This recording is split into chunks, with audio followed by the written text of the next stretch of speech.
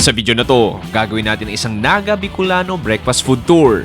So para siyang savory, sweet style. Yeah, cheers!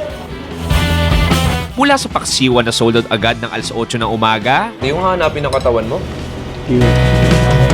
legendary Chinese food sa bayan, Succulent, juicy, oh my God, parang sarap. hanggang sa kinalasan na dinadayo ng mga lokal. Huling pagkain ko sa Naga, kinalas ulit. Halika at samahan nyo kami mag-almusal dito sa Naga. Ready ka na ba? Tara!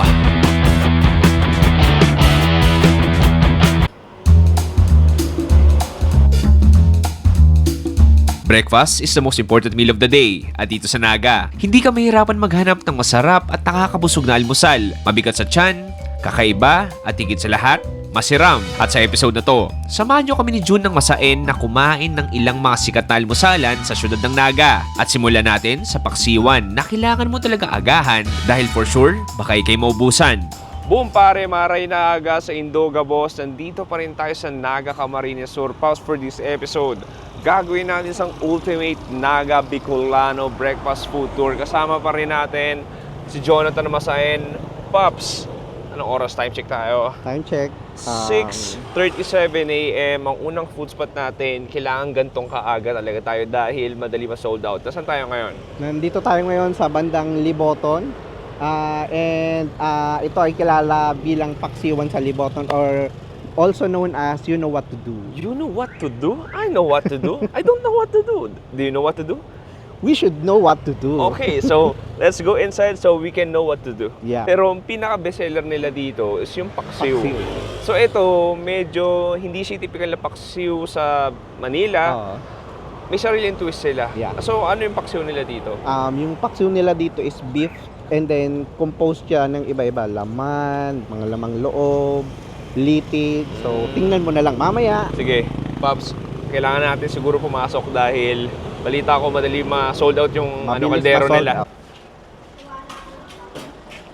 So, Okay, Pops, here comes another batch of paksiw nila. Pops, maniwala ka, madali ma-sold out to, kaya kailangan maaga ka talaga. So ito, pang ilang batch na ata to.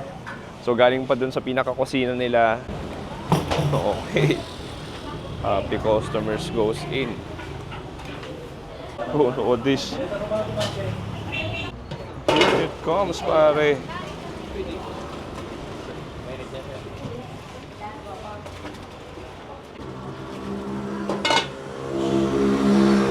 Grabe, oh. Okay. Aso mag-slice ng karne. May mga laman loob din yan.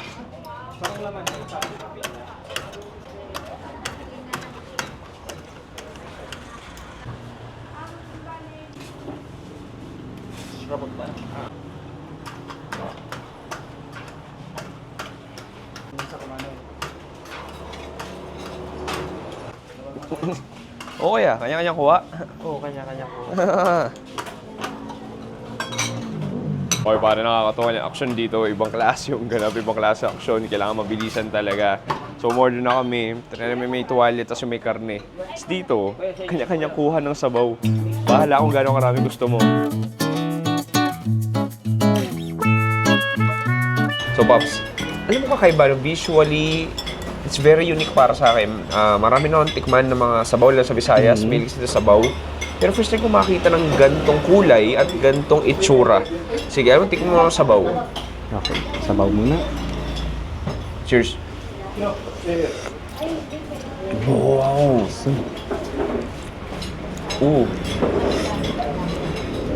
Wow, the way describe. Sobrang... Parang siyang sinigang, parang siyang paksiw, nababad ng laurel. Tama. Wow, ang fruity niya. Ang fruity ng asim. Sabi nga, libas yung gamit na prutas dito. So parang siyang plum. Kakaiba eh. Salty, sour, fruity. Pinapakuluan ko ng matagal na oras para makuha nila yung ganitong lasa Oh, and ganitong texture nung laman. And then babad na babad din yung ano. Babad na, okay. Oh.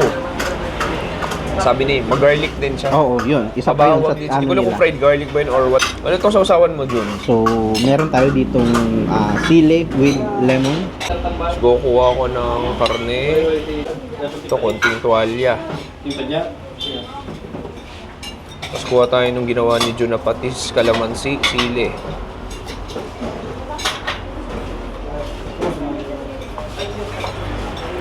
Kuha ko. Rodat, sa tuwalya, karne. Tapos may konting sili na rin yan. Cheers.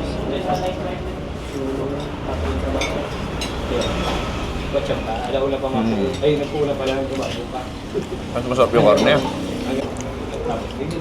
Masarap lang ng addition ng citrus, ng kalamansi, ng patis, ng sili.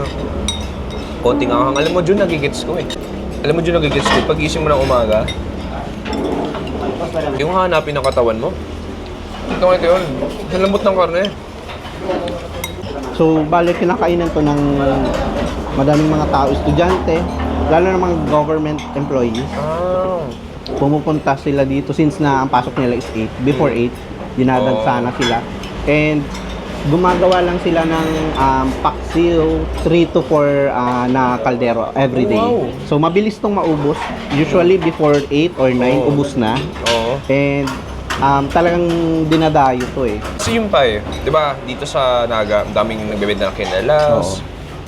Iba mong klaseng ulam. Pero dito, itong kainan na to, ilan lang din sila sa gumagawa ng paksiw. Tama. Tama ba? Oh, may mangilan-ngilan din pero isa sila sa mga masasabi kong top, nasa top. Dami ko na natikman ng sabaw sa Pilipinas pero very unique to. Hindi mo alam kung kumakain ka ng paksiw, nilaga, bulalo. Time. Sige, maglalagay pa ako dito. Karne. Okay, perfect bite. May tuwalya tayo dito. May karne sa likod. Ganigado din yung nakita. And sili.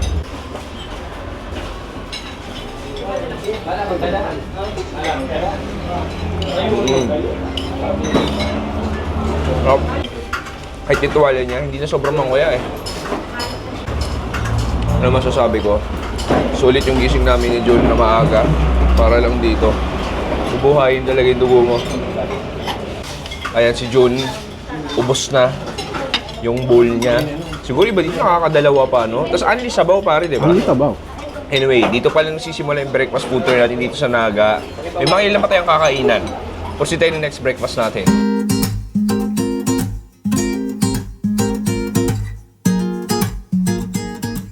Okay pare, next food trip natin, nandito tayo sa sikat na Crown Park Restaurant. This might be one of the most legendary na restaurant sa buong Naga. 50 strong years na sila. Dito masiserve nila mga Chinese food, Filipino Chinese food. Pero pinaka mo dapat subukan dito, yung tawag nila Hong Ma bread, tapos yung pansit nila. And Jun, anong kwento mong Crown Park? Okay. Madalas kami ditong dalhin ni Mama. Usually, kapag nagsisimba kasi nandito lang yung simbahan, malapit San lang. Rafael, So, after magsimba, kakain kami dito together with may mga kapatid. And yun nga, banding namin yung kumain ng pansit at Hong Ma bread. Kuga, very family restaurant na to. Ever since talaga bata pa lang. Bata pa ako, nandito Dito siya na eh. kayo. Oo. Galing. Okay, Pops, umorder ako ng bestseller nila. Hintayin natin.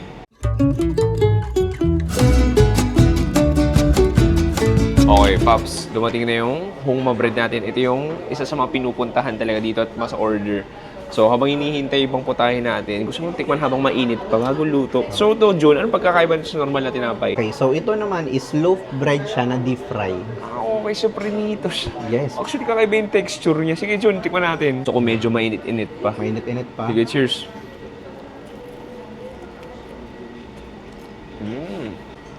Malasa siya.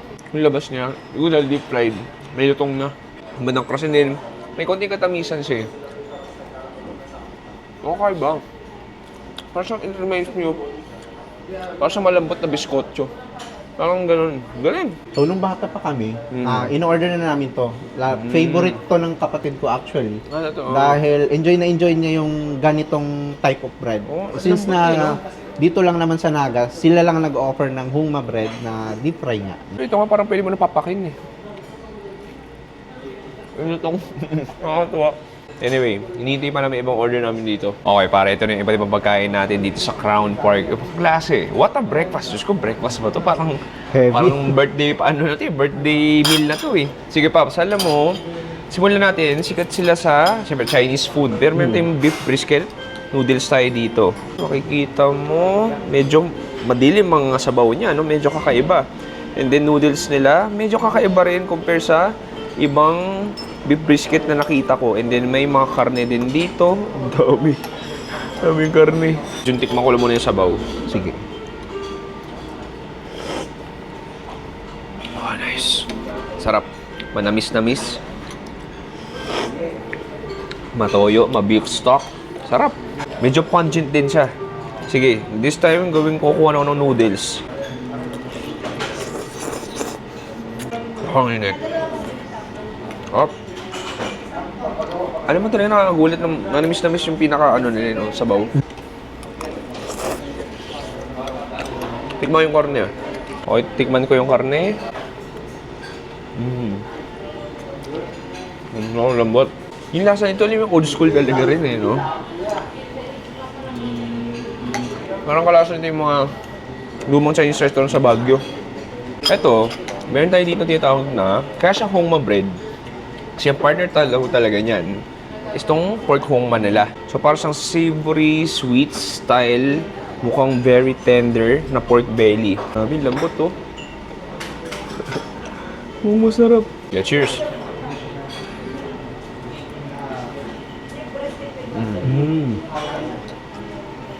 Effortless, ultra fatty, savory, tender, succulent, juicy. Oh my God, parang sarap. Parang siyang laurafan eh. Parang ganun parang soy sauce based na manamis-namis na star anise. Tama, yung star anise yung una kong nalarakan. Pero Paps, eto, partner niya. Hongma bread. Okay, So, sige, you try must natin. Sige, try ko dito ng bread natin. Try kong i-sandwich yung ating pork Hongma. Alam mo, mag-experiment lang din ako. Lagyan ko ng konting chili. And then, sa sandwich ko siya.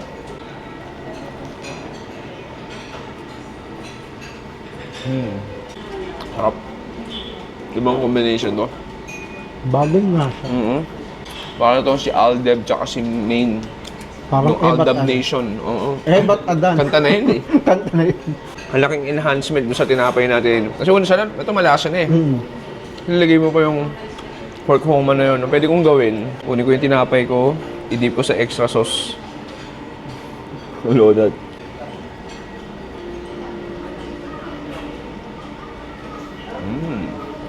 Jun, kutos, hindi nakatalusal itong ginagawa natin eh. Kumakain. Nag-food trip na lang tayo eh.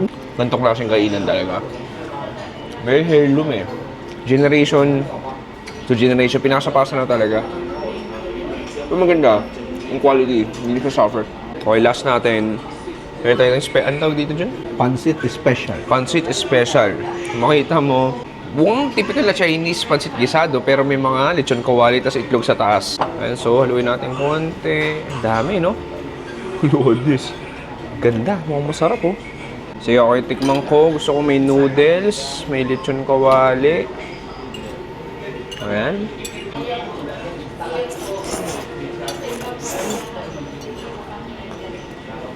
Oh.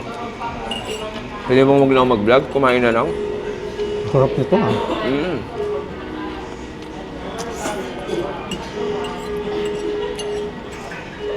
Kapit na kapit sa dila mo yung lasa, no? Alam mo yung palang feeling nito? Yung mga chef sa kusina, yun yung mga ano eh, yung parang mga Chinese na mga medyo daddy-daddy na. Alam mo yun, parang sila nagluluto. Sila yung no? nagluluto. Kapag savory lang yan, noodles natin malambot. Yung mushrooms ang lalasahan, cabbage. Lechon kawali, masarap. Itlog nandun. Nakakatuwa lang yung mga ganitong kainan eh. Sobrang lokal. Somehow, kada kagat mo, it takes you back to history. Lalo siguro dito sa Naga. Nasa sentro siya. So, panigurado, kung tiga Naga ka, OFW ko ngayon, namimiss mo ito kainin. Sarap! Di pa natapos yung almusal natin. May mga ilan pa kaming kakainan ni Jun dito sa Naga.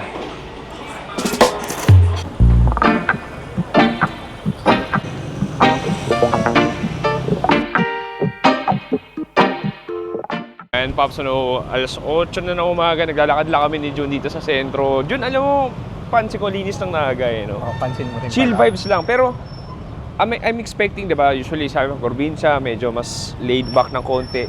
Ang Naga, hati eh. May parte siyang laid back, pero same time, very urban na rin talaga. Ikaw ba, para sa'yo, nung lumaki ka sa Naga, like, ano ba yung nagustuhan mo dito? Ang nagustuhan ko dito yung mismong mga tao kasi we're very friendly talaga. Oo. And lalo na kapag nag-approach ka, hindi ka mahihirapang makipagkausap sa kanila kasi talagang i-entertain ka nila, Oo, i-cater ka. Actually ako, to be honest, medyo na-overwhelm ako na ang daming pops dito. Oo, tama. Sobrang like, nakakatuwa na ang dami palang, kahit pa paano ang dami nanonood na taga Naga. Anyway, Pops, may mga ilan pa kami pupuntahan na breakfast food spots dito. See you there. Thank you, sir. Tara!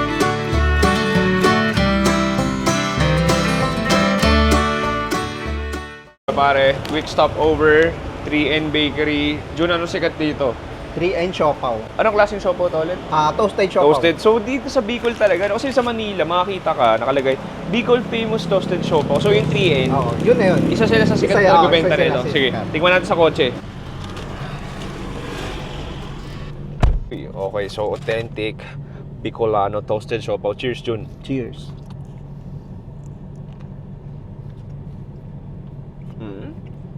Kapal ang kapal nung ano, pinaka-tinapay.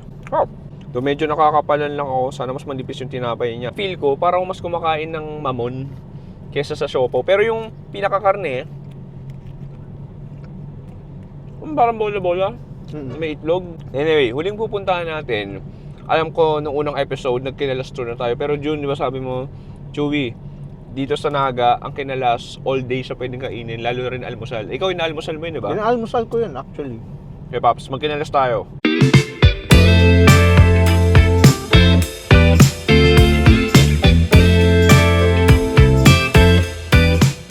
Okay, pare, last breakfast natin. Paps, alam mo, nagkinalas tour na tayo, pero kailangan natin puntahan. Marami nagsasuggest itong Didik's Kinalog dito sa Carolina, Naga. Paps, kamusta? Anong kwento mo dito? Di ba nakakain dito, di ba? Hindi pa. Usually kasi doon lang sa downtown kasi since malayo-layo siya, naisip kong dalhin kita dito and itry ko din yung Daming kinalas tao, niya. pare. Yun na Daming nga, nag-aalmusal, blockbuster kung no? makikita mo. Like, from people of all ages no? As actually, sabi mo kanina na, paborito to ni Madam Lenny. Tama. Kumakain dito si Ma'am Lenny. Okay. So, sabi nila, paboritong kinalas daw to ni Madam Lenny. At excited na akong magkinalas. Di ba pwede magsawa sa kinalas? Umorder na tayo. Oh, nice. Okay, so ito yung pinakakaldo. Baboy po to, baka?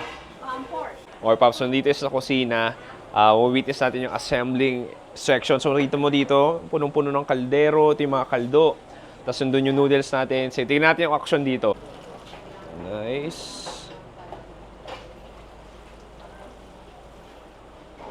Okay. So, pinapainit din siya sa mismong sabaw yung noodles. Ito, lalagyan ng sarsa. Pork yun. This one naman, beef.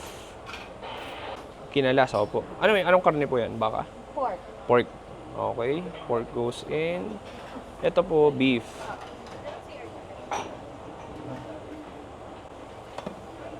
Tapos lalagyan ng itlog parehas. Lalagyan ng chicharon.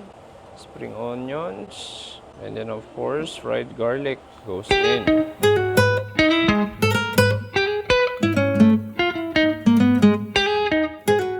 Okay, ito na, mic test.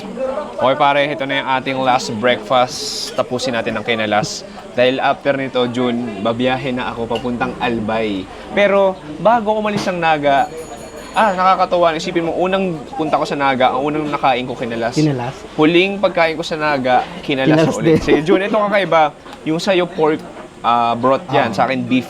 Sige, ako sabaw muna ako. Ikaw na bahala ko anong lasa nung sa'yo. Okay. Pero ako beef muna. Okay, cheers. Cheers. Kapal. Oh, grabe. Parang may fat na dumidikit sa labi ko. Sobrang lasang sa yung fried garlic, spring onions, that beefy goodness. Sarap. Sayo, Very porky. konting suka lang ako. Suka, konting paminta. So makikita mo may chicharon. Tapos pansin ko, yung karne nila, parang tapa na rin eh. May marination na rin siya. Nung chicharon, kung anong pinaka-beef natin. Cheers.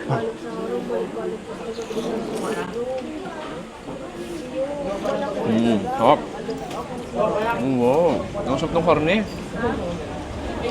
Parang cured na siya, parang tapang lang din talaga. No? Malasa yung, ano no? Malasa yung karne. Yung karne niya parang marinated O, style marinated na rin eh, no? Basically, parang kumakain ng tapang. And then yung beef, I mean, sa akin, obviously beef. So, mas malambot siya. Sa'yo, kamusta? Hindi siya adobo style eh, yung pagka-pork niya. I mean, medyo maalat-alat na konti. Oh. Sige, Jun, dito, di ba usually turon? Sa kanilang cute, turones. Turones.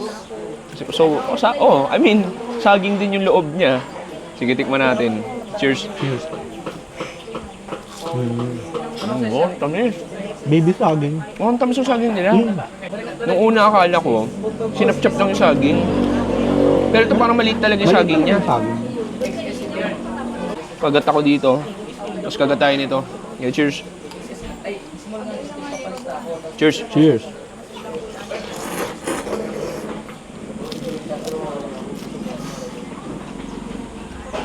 Hanggang ngayon, nawi-weirdan pa rin sa combination. Pero bagay. Bagay eh, no? Yung crunch, yung tamis, yung matika ng turon. This is perfect combination. Oh, alam mo, dami natin nakaing turon sa mga nakarang episodes. Pero ito yung one of the best. Tama. Maliit lang siya pero malasa. Actually, wala na sa plano natin. Wala na talaga to ito sa eh. plano Pero sabi ko, natin. Eh. June, parang ang sarap ng kinalas din as almusal. Sabi ko, na almusal dito. So, dinala mo ko dito. And doon nagsisisi. Ito, may kinunot tayo dito. Yung mga nakarang kinunot na kinain natin, pating yung karne. Ito, pagi or stingray. First time mo titikman to. Sige, kuha ko dito.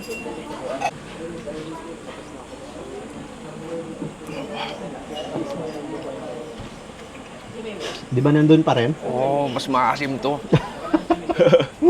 Pero grabe yung pagi, no? May bounce siya. Parang kumakain ng baboy. Pero malambot. Bouncy pero malambot. Yung gata nandun, yung suka nandun. Ang sarap. Isa talaga to sa favorite dish ko. Kinunot. Kinunot, no? June, what a fun day. Eating different local breakfast food spots sa Naga. Marahil ito pinakamaraming almusal na nakain mo sa isang araw. Totoo yan. Pero it's worth the calories, pare.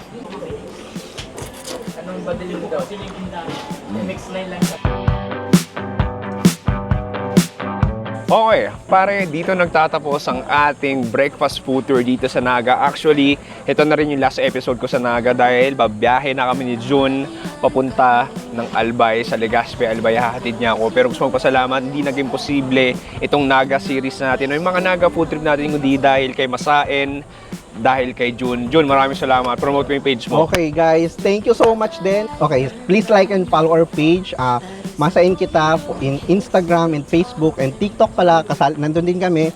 And thank you so much for visiting Chewy Show dito June, maraming salamat. dito sa Naga Thank City. you. Very fortunate talaga kami kasi isa kami sa napuntahan niya. Maraming salamat, June. It's been a fun 3 days eating good Bicolano, good Naga food at naging posible lahat yon dahil sa'yo. Follow nyo na Masain.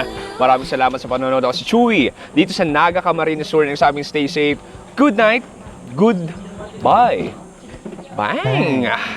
Okay, kala tapos hindi pa tayo tapos. Pabiyahe pa tayo pa Albay.